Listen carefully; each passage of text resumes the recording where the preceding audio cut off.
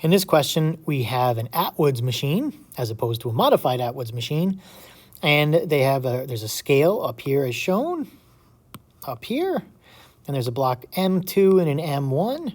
M2 is larger. So this is larger. And it's a larger mass.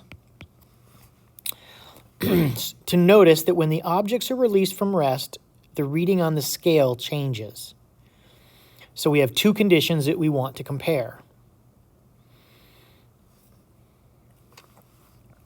So let's draw a free body diagram to compare the forces.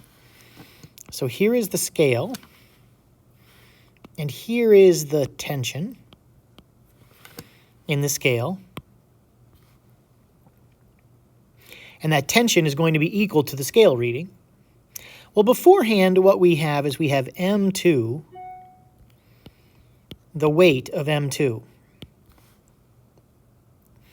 And on the other side, we have the weight of 1.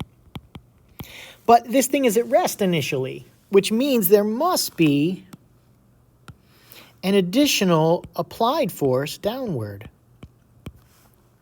So this is at rest, T0, and then after release.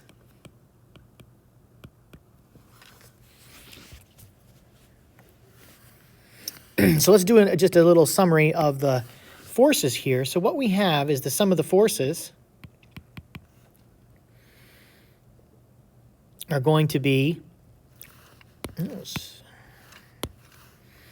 our net force is the sum of the forces, and the net force is MA, and the sum of the forces is T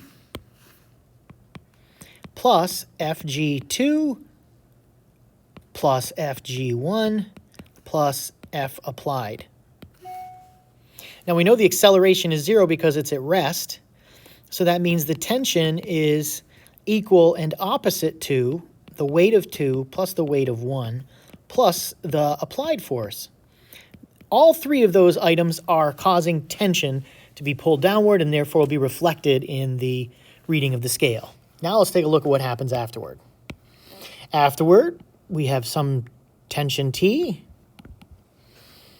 in our spring scale, and we definitely have our FG2 here, and we have an FG1 over here. Notice we are missing that force applied.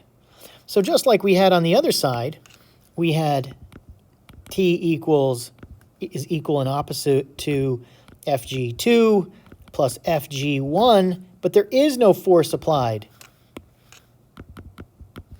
And so we could see then that that tension should be less over here.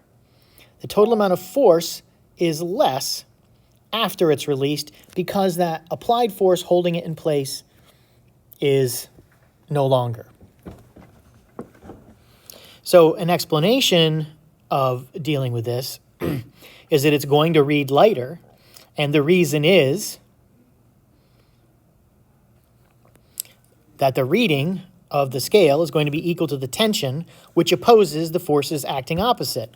Those opposing forces beforehand are these three, and afterward, one of them disappears, so there is less force afterward.